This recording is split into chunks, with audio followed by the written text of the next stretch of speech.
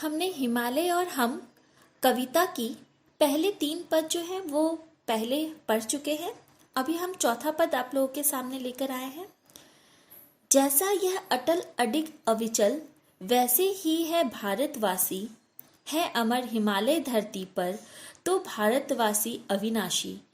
कहते हैं जिस प्रकार ये हिमालय अडिग अविचल होकर हम भारतवासियों के लिए खड़ा है, हम मनुष्यों को भी कहीं ना कहीं अपनी समस्याओं से लड़ने के लिए इसी तरह से अविचलित, इसी तरह से अविचल होकर, अडिग होकर, बिना अविचलित हुए हमें हिमालय की तरह खड़े होकर अपना काम करना है। हर समस्याओं को का सामना करना है, हर समस्या का समाधान करना है अमर हिमालय धरती पर, तो भारतवासी अविनाशी। कोई भारतवासी को का नाश नहीं कर सकता, कोई इसे खत्म नहीं कर सकता जब तक कि हिमालय हमारे लिए मौजूद है। कोई क्या हमको ललकारे, हम कभी ना हिंसा से हारे। हमें कभी हिंसा ने नहीं हराया। महात्मा गांधी ने अहिंसा के पथ पर चलना हमें सिखाया है। तो ऐसे मनुष्य जिसने हमें अहिंसा के पथ पर चलना सिखाया है और अहिंसा से भारत ने स्वतंत्रता प्राप्त की है, हमें हिंसा के जरिए कोई नहीं डरा सकता। दुख देकर हमको क्या मारे, हमें कोई इस तरह से दुख देकर नहीं मार सकता, क्योंकि हम अहिंसा के पुजारी हैं। गंगा का जल जो पिए वह दुख में भी मुस्काता है। गंगा का जल हमें मिल रहा है, उस हिमालय से निकलने वाली उस शुद्ध गंगा का पानी हम पीते हैं। हमें किसी के ललकार से डरने की आवश्यकता नहीं है, क्योंकि वो गिरिराज हिमालय हमारे साथ कुछ ऐसा ही नाता स्थापित करता है। क्योंकि वो जिस प्रकार हिमालय हमारे लिए खड़ा है, हमें भी हम मनुष्यों को भी अपने लिए स्वयं वैसा ही खड़ा होना चाहिए। हम अगला पद पढ़ेंगे। टकराते हैं इससे बादल, तो खुद पानी हो जाते हैं। अगर हमारे मन में वो शक्ति होगी, हमारे मन में आत्मविश्वास होगा, तो जैसे कि हिमालय से टकराने वाले बादल भी बरस जाते हैं, ठीक वैसे हमसे टकराने वाली समस्याएं भी चकनाचूर हो जाएंगी। तूफान चले आते हैं तो ठोकर खाकर सो जाते हैं।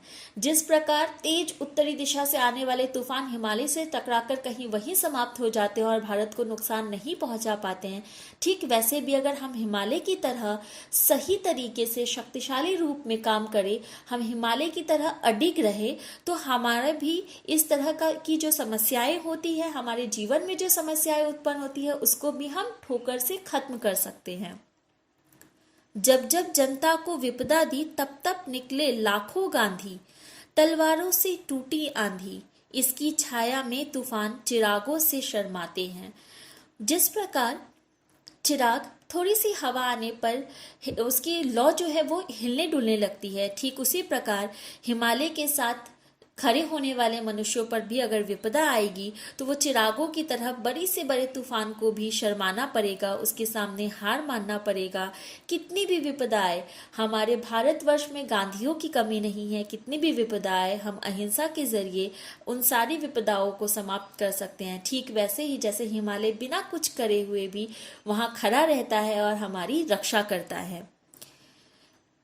गिरिराज हिमालय से भारत का कुछ ऐसा ही नाता है। तो इस प्रकार गिरिराज हिमालय से भारत का एक बेहतरीन नाता, एक बेहतरीन रिश्ता गोपाल सिंह नेपाली ने दिखाया है। और वो बार बार यह कहने की कोशिश करते हैं कि हिमालय पर्वत हमारे लिए जिस प्रकार खड़ा है, हमें भी हिमालय की तरह उसी तरह से अडिग और शक्ति भरकर अपने आप में खड़ा रहना है। हर समस्या का समाधान करना है, हर समस्या से बड़ी शक्ति के साथ, आत्मविश्वास के साथ लड़ना है। हिमालय और भारत का ऐसा ही नाता है। धन्यवाद।